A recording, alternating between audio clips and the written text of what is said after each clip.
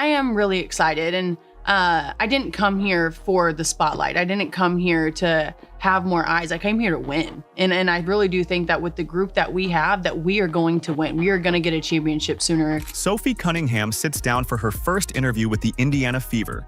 Her new jersey already sold out worldwide. The veteran looks directly... When this opportunity came about, when I first heard about it, I was so excited. Like, I just knew that it was my time to get outside my comfort zone. This isn't just another roster addition, it's a statement. The same Indiana Fever that Sheryl Swoopes claimed nobody wants to play for has now assembled a lineup featuring Clark, Aaliyah Boston, Kelsey Mitchell, Lexi Hull, Natasha Howard, DeWanna Bonner, Sydney Colson, and now Cunningham. The enforcer has arrived, and this interview reveals exactly how she plans to help silence the noise around the most-watched team in the WNBA. Are you ready? Let's go. When I just kind of heard what they were doing, and of course you have Caitlin, who's drawn eyes from all around the world. That was like, why would I not? Why not be a part of something great? You go from Diana, and now you're going to a team who is going to be a contender for a championship. And so I'm stoked about this year. I'm really excited for the players, but I'm also excited just for the community and the relationship and the culture that you guys have here. Remember when Sheryl Swoopes boldly claimed nobody wants to play with Caitlin Clark? Well, that narrative just got shattered into a million pieces. Swoopes stood before the basketball world and declared with absolute certainty that stars would be running away from Indiana like it was on fire. Nobody wants to play with Caitlin Clark, she proclaimed, as if she had personally pulled every player in the league. It was a statement that echoed through social media, sports talk shows, and became the rallying cry for the anti-Clark crowd. What it do, peeps? Sheryl Swoopes is been missing. Sheryl Swoopes is MIA. They got a APB out for Sheryl Swoopes. If you see Sheryl Swoopes, she did a lot of talking a few months ago about the Indiana Fever, the locker room environment, how people didn't want to play there, how people wanted to leave. But here's where reality comes crashing in. While Swoopes was busy making these claims, the Indiana Fever front office was quietly adding depth and experience to the backcourt. And then came Sophie Cunningham. We're going to be a phenomenal group. I'm excited for all the other pieces that came in this offseason with me. And so when I really see what I can do here, I'm confident in that, but I really am just excited for the big picture of what everyone brings to this team. When Cunningham sat down for her first interview with the Fever, you could feel the excitement radiating through the screen. This wasn't someone who had been forced to join a team against her will. This wasn't someone who was dreading the prospect of playing alongside the phenom that is Caitlin Clark. Instead, Cunningham's enthusiasm was palpable as she laid out exactly why she chose Indiana. The style of play that you guys are playing here, that Stephanie is going to bring here, it's run and gun, it's shooters, it's emotion offense.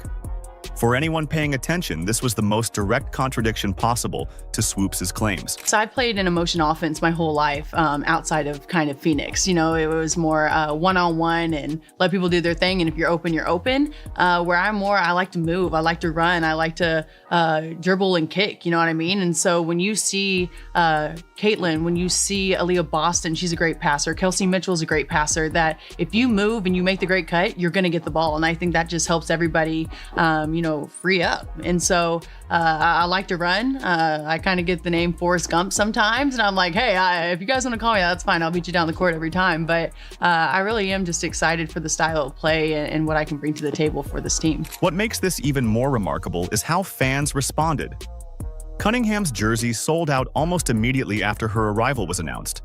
Concrete evidence that not only do players want to join this Indiana revolution, but fans are equally thrilled about these new additions to the Clark-led squad. I really am just excited about not only what I can bring to the table, but as a whole, our versatility as a team is going to be huge. The most telling moment came when Cunningham addressed her motivation directly.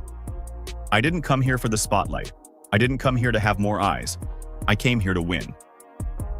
In that single statement, she demolished the entire premise of the anti-Clark narrative.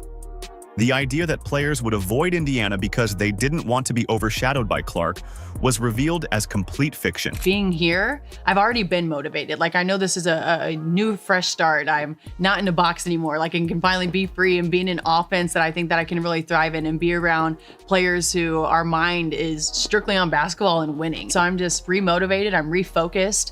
I feel like I'm back, to be honest. I got a nice tan and that always makes me feel good too.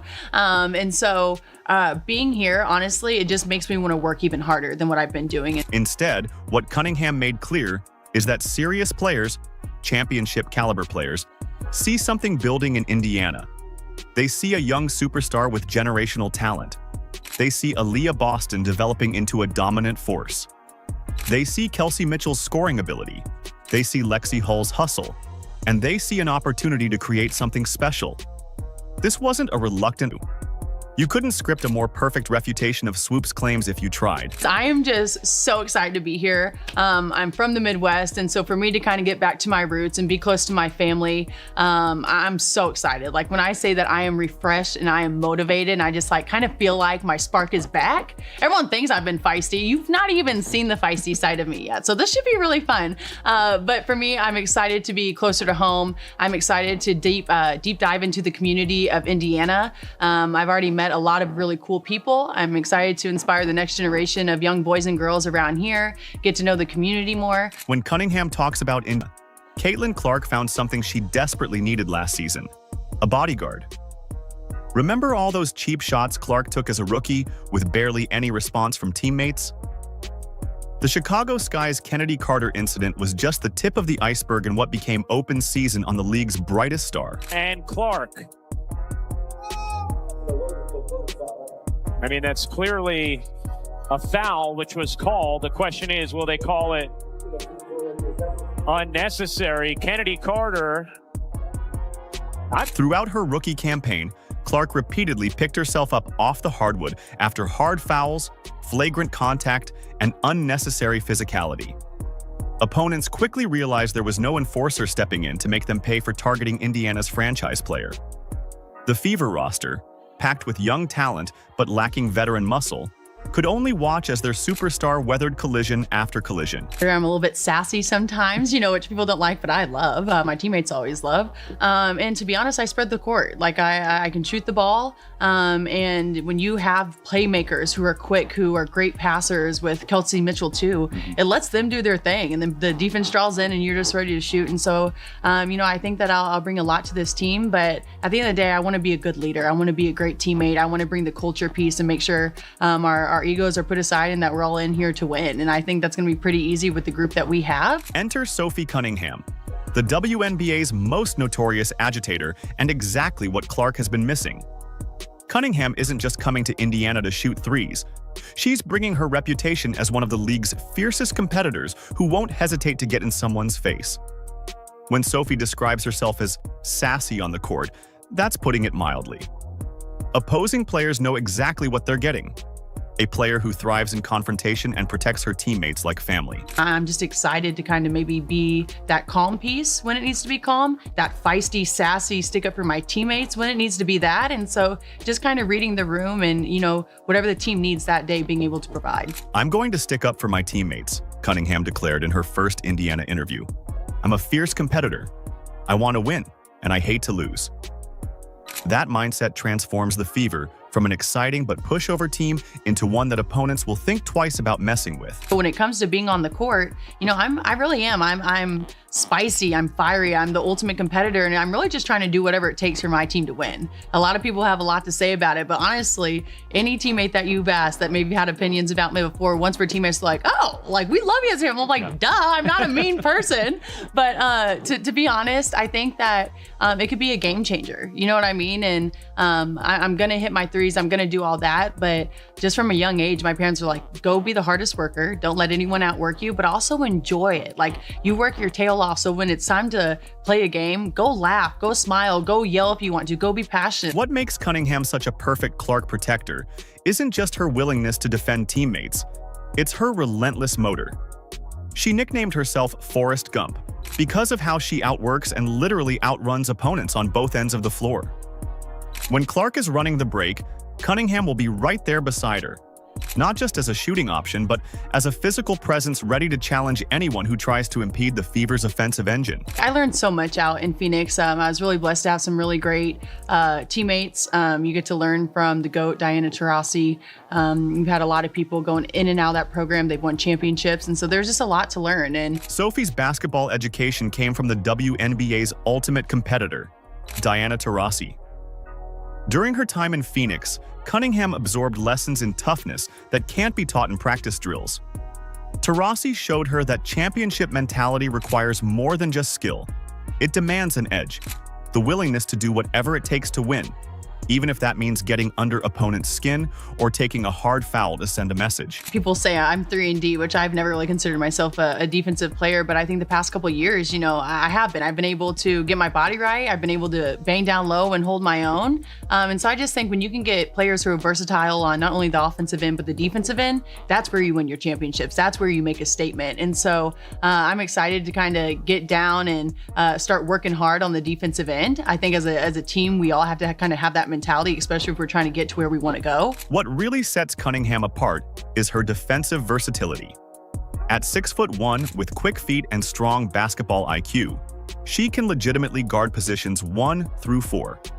This creates numerous advantages for Indiana's defense, allowing them to switch freely without creating mismatches. When opponents try setting screens to hunt Clark on defense, Cunningham can seamlessly take the more dangerous assignment, sparing Clark the physical toll of guarding bigger players. My length causes some issues sometimes. With the bigger people, I can get into their knees just because I kind of have that strength. But for me, I think that's an area where I could actually improve on. Like, it's funny to me that people are like, oh, she can play some defense. I'm like, oh, I mean, I struggle with that. I know Stephanie White's going to be on me about, getting better in that area. But for me, that's an exciting thing. A big shot is a great energizer. A great pass is a great energizer. But when you can get 3 stops in a row and you get the crowd into it and you frustrate the other team, like, that's the type of stuff that I like. The Fever's front office didn't just add shooting when they acquired Cunningham. They addressed their biggest vulnerability from last season. The days of teams freely taking runs at Clark are over.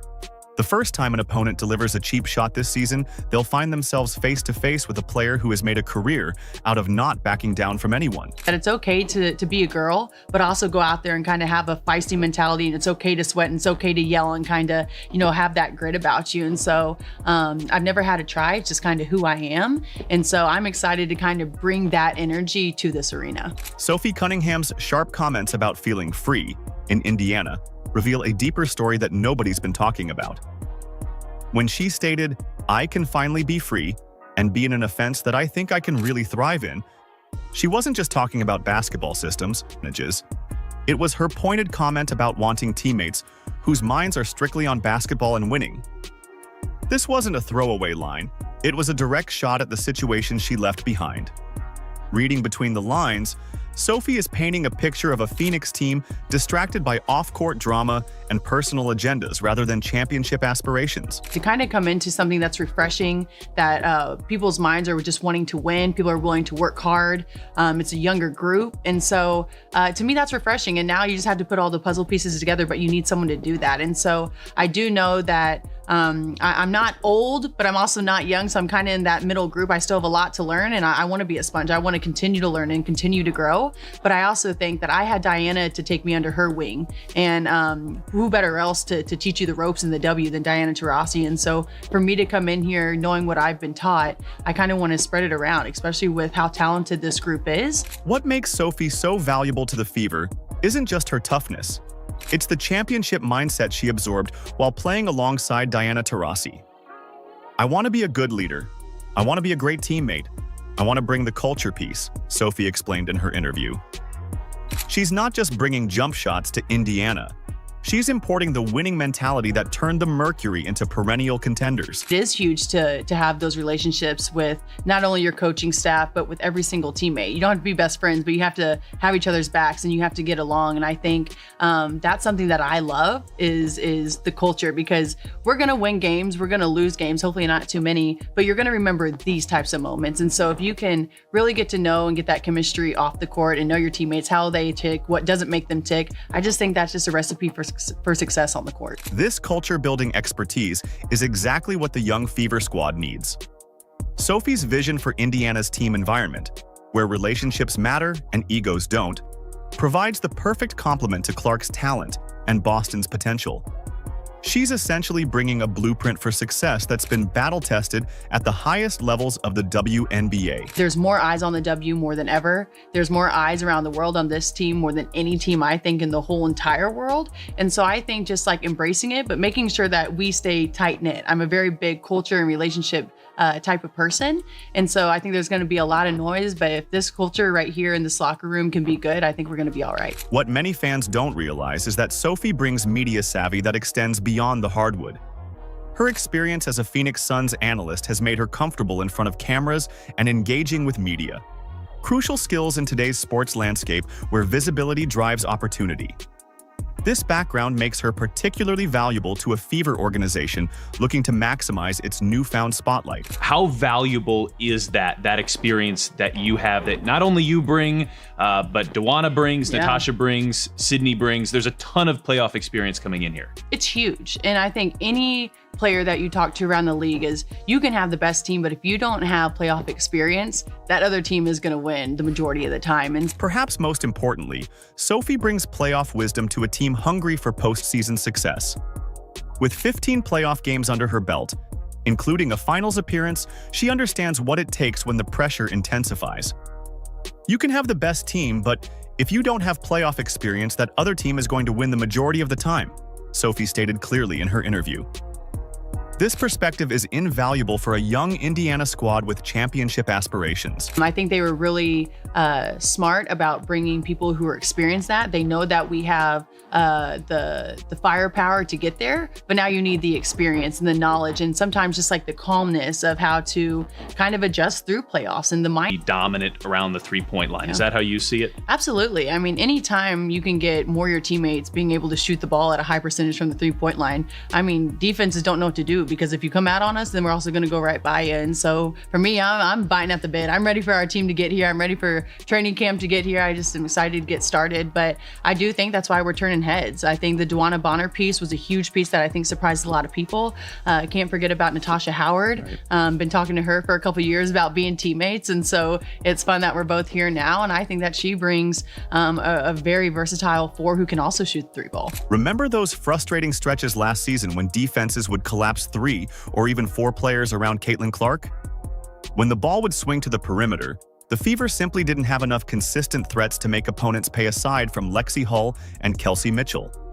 That's where Sophie changes everything. In her 2022 campaign, she averaged 12.6 points while shooting a blistering 40% from downtown. Numbers that earned her consideration for most improved player. Any team that you can have players 1 through honestly 5 who can get the ball and go, I think that's just huge. You don't allow the defense to set up. You allow Caitlin to get off the ball a little bit and go do her thing as a 2.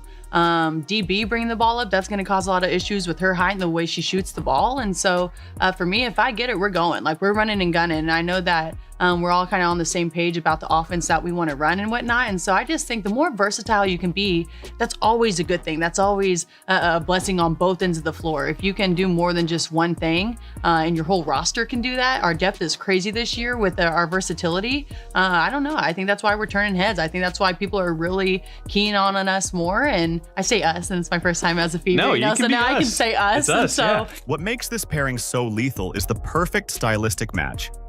Sophie herself couldn't contain her excitement when discussing the Fever's playing style. This is just a new style, and this is the style that I thrive in. When you have people who can shoot the ball, who move the ball, who are run and gunners and share the ball, this is the type of offense that I want to be in. For Clark, it means defenders can't sag off their assignments to double-team her, opening cleaner passing lanes and driving opportunities. For Aaliyah Boston, it translates to less crowded paint areas where she can operate one-on-one against interior defenders.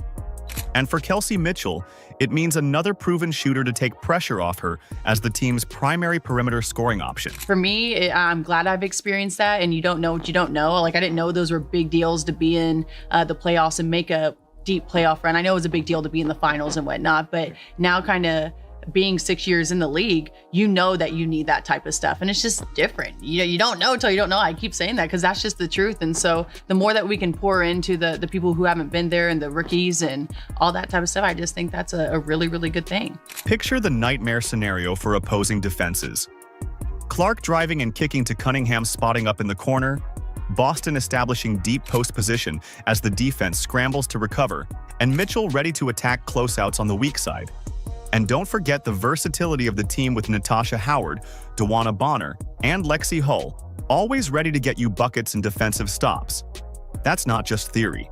It's the explosion waiting to happen with these complementary pieces finally together.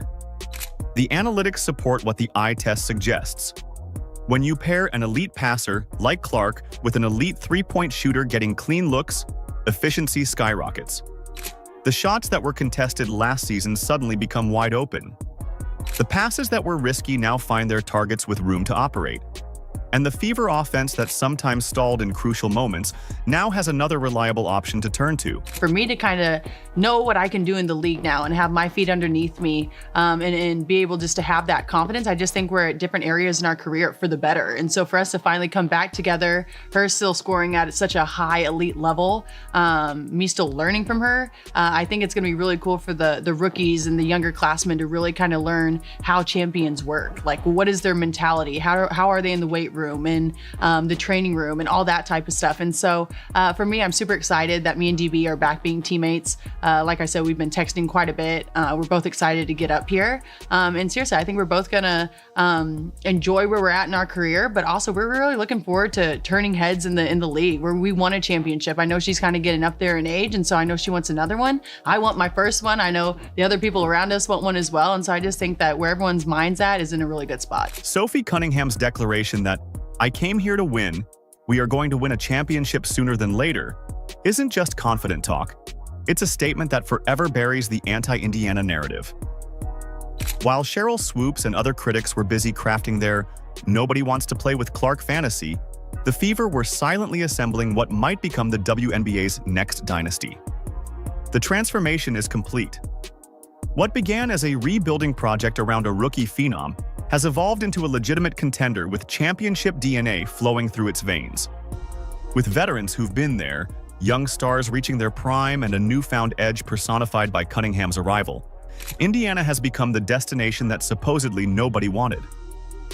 The WNBA landscape has shifted. Teams aren't asking if Clark can succeed anymore. They're wondering how they'll stop this newly formed powerhouse. And as Sophie proclaimed in her very first team interview, that championship isn't some distant dream. It's coming, and coming soon. Who would dare doubt her now?